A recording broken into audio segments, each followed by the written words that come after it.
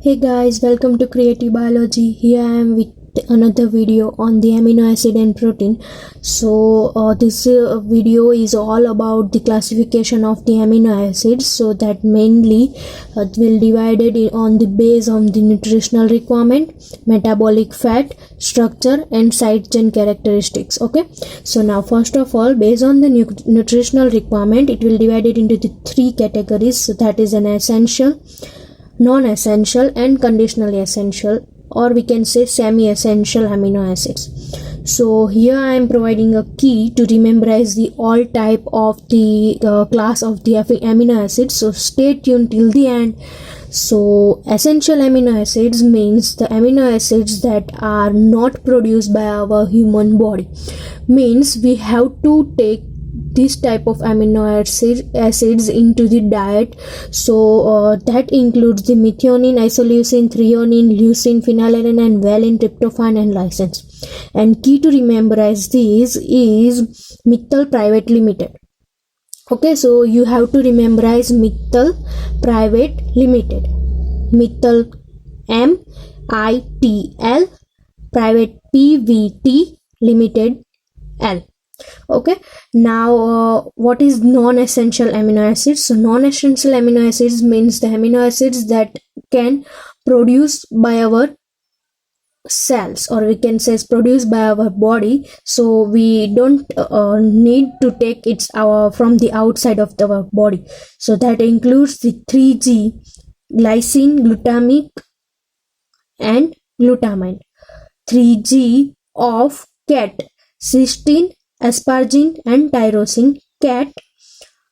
Cats means serine, appa, alanine, proline, and aspartic acid. So the key for this is in 3G of cats, appa. Okay, now conditionally essential means amino acids that can either produce by the human body in some of the phase, like produce in the adult phase, or we can say when we are adult, the histidine and arginine produced by our human cell, but some of the amino acids are also there that are produced in very less quantity, so that is also known as an semi-essential amino acids. So here there is only two type of amino acids, that is an histidine and arginine. That is we can consider this is in the essential also, because it is produced in the very less quantity, so we need to take it from the outside, so we need to take it as in our diet, so it's also including the essential amino acids. Okay, now in the next class, that is an metabolic fat. So based on the metabolic fat, that amino acids were divided into three categories. That first one is an gluconogenic, ketogenic, and gluconogenic plus ketogenic, means that type of amino acids that are having the both characteristic. Okay, now what is gluconogenic amino acids? Now gluconogenic amino acids means the amino acids that can catabolize, or we can say break down for the makeup of glucose, or we can say that type of amino acids that will metabolize for the formation of the glucose molecules via any of the pathway. So now take an example of citric acid cycle. So when we need the precursor of the citric acid cycle, so that gluconeogenesis, that is an process, is well known process for the made up of the glucose from the all precursors. So this type of the amino acids are used in the made up of the glucose. So key to memorize this is I give later on. Now let's see the ketogenic. So ketogenic means that type of amino acids that can catabolize and made up a ketone, or we can say ketone bodies. So here as you can see that only two amino acids is there, that is in lysine and leucine, so you can easily memorize that. Okay, so no key for this ketogenic. And now the glucogenic plus ketogenic. So that type of amino acids that can make both glucose and ketone bodies, that known as, or we can say is considered under this category. So here that is tyrosine, isoleucine, phenylalanine and tryptophan. To memorize it, you have to memorize PITT. What is PITT? So that is phenylalanine, isoleucine, tyrosine and tryptophan. Okay, now if you memorize this both, then you don't have to memorize this all amino acids name, because except these two, all type of amino acids are included into the glucogenate. So it is easy to memorize, right? So now let's move to the another class, or we can say categories. So here that is based on the structure. So that is divided into again 3 categories. That first one is monoamino monocarboxyl, means structure having one carboxyl group and one amino group. So here that will further divided into this part, that is an aliphatic. Aliphatic side chain means they have the R side chain in the aliphatic nature.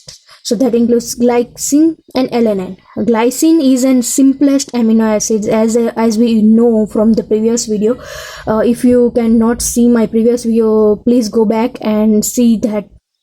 That will help to understand this type of different type of the classification of the amino acids. So here glycine is an simplest amino acids that have a chiral carbon, right? So that have 2 hydrogen. Then alanine structures includes the CH3 as in side chain. Okay, that is again aliphatic. Then valine, leucine and isoleucine. So these 3 type of we can say aliphatic side chain containing amino acids have a branch side chain. So this 3 includes the branch aliphatic side chain, or we can say R chains, so also known as an branch side chain amino acids. And the functions of these 3 are also somewhat similar due to its branch chain. Then aromatic amino acids, so that includes phenylalanine, tyrosine and tryptophan. Okay, then that is you can easily memorize by the looking at its structure. So its structure includes the cyclic ring type of the structure, as in case of the R chain. So I am putting the structure of the all type of the amino acids at the end of the video. You can easily memorize the structure by using these keys. Now hydroxyl. So hydroxyl amino acids includes the serine and threonine. Okay, because their side chains are hydroxyl in nature. Then amino, that is an proline. See, this is the frequently asked question in the our competitive exam, so you have to memorize this all the names. Okay, now sulfur side chain containing amino acids, that include the cysteine and methionine. Okay, and that is you can also memorize by just memorizing its structure, because its structures contain the SH group, so it includes in the sulfur containing amino acids. Okay, now in amide includes the aspartate and glutamate.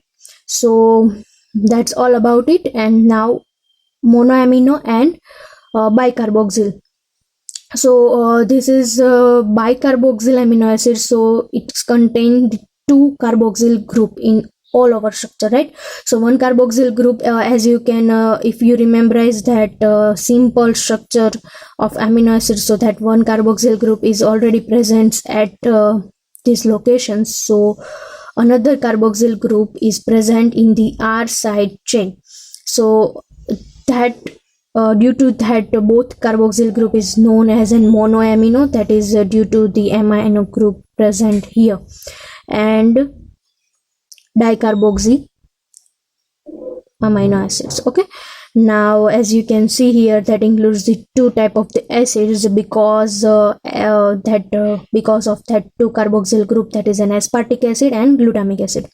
Okay, now the third type is diamino monocarboxyl amino acids. So what is diamino? Because of the second amino group present into the R side chain. Okay, now that includes the lysine and arginine. that can you can that easily memorize by its structures. Okay, now side chain characteristic. Based on the side chain characteristics, this is the R side chain characteristic. So that includes the non-polar and polar. Here is a key to memorize the non-polar amino acids, that is Professor, Fanny, allow Wally to meet and trip with Golly. Okay, Professor means proline, Fanny that is an phenylalanine, allow that is an alanine, Wally that is an valine, meet that is an methionine, meet and trip that is an tryptophan, with Golly that is an glycine or leucine, and I means isoleucine. Okay, and non-polar amino acids means that have the non-polar side chain, or we can say is hydrophobic in nature. So ultimately we can compare it with the structure of oil, or we can say nature of oil. So that will repel the water, right? So that is an hydrophobic in nature. And that polar amino acids are hydrophilic in nature, means they are water lover, and that will further divided into the three categories, that is a neutral polar amino acids, acidic polar amino acid, and basic polar amino acids. So that in neutral, the neutral amino acids having the neutral R side chain. Okay, and that includes the tyrosine, threonine, serine, cysteine, asparagine, and glutamine. And key for memorize this, that is an tire T sac as gun. Tire means tyrosine, T that is threonine, sac that is serine and cysteine. See here that sac is also a sac, that is also a 3-letter code for the selenocysteine, but here you have to memorize these two amino acids in the neutral polar amino acids as sac. Okay, now as-gun, that is an asparagine and glutamine, because the 3-letter code for the glutamine is GLN, so I called it as an gun. Okay, now the acidic polar amino acids, so that includes again two type of the acidic amino acids that also we discuss here, that is aspartic acids and glutamic acids. So here that two includes in the acidic polar amino acids, and in the basic that includes the histidine, lysine, and arginine. So key to memorize this acidic and basic amino acids is you have to start with basic, that is he, lys, agar. He means the histidine, lys that is an lysine, agar that A is an arginine, G that is an glutamate, and again A that is an aspartate. Okay, that's all about it. That's all about the standard amino acids. All we can say is that all 20 standard amino acids plus that two acids, that is in selenocysteine and pyrrolysine, will or we can say is added at as in 21st and 22nd standard amino acids later on. So that is all about the standard acids.